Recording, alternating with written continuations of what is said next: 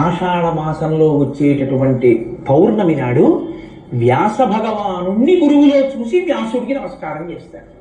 అందుకని గురు పూర్ణిమ వ్యాస పూర్ణిమ. ఇవాళ ఎవరికి నమస్కారం అంటే నిద్ర లేవగానే మొట్టమొదట వ్యాస భగవానుడికి నమస్కారం చేస్తాం. పూజ చేసే ముందు వ్యాస భగవానుడికి నమస్కారం చేస్తాం. నిమ్మకాయ ఎక్కడ పెడితే నిమ్మకాయలోకి ఆవాహన అవుతారు. అందుకని గురు పూర్ణిమ వ్యాస పూర్ణిమ. నిమ్మకాయ ఎక్కడ పెడితే నిమ్మకాయలోకి ఆవాహన అవుతారు. ఆ నిమ్మకాయకి పూజ చేస్తారు వ్యాస భగవానుడి. గురు మండలాన్నంతటినీ వేస్తారు. ఇప్పుడు వ్యాసుడు ఇచ్చినటువంటి వేద విభాగాన్ని అందుకోవడం కోసం ఆయనే కాలవలు తవ్వాడు.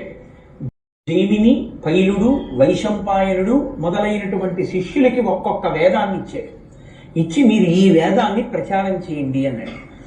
సూతుణ్ణి పిలిచి పురాణములను ఇచ్చాడు. భాగవతం చెప్పాలి అంటే మాత్రం మహాజ్ఞాని అయిన వాడు మాత్రమే చెప్పగలిగి ఉండాలి. అందుకే కుశ అంటే దర్భ, కుశ తిరగేస్తే శుక. కేవలం భాగవతం చెప్పడానికి అర్హుడైనటువంటి మహాపురుషుడు నా కడుపున పుట్టాలని పరమశివుడి గురించి తపస్సు చేశాడు. పరమశివుడు ప్రత్యక్షమై ఇలా అడిగేవాడు ఎవడయ్యా, లోకానికి జ్ఞానబోధ చెయ్యడం కోసం మాత్రమే నీ కడుపున ఒక మహాత్ముడు పుడతాడు అన్నాడు.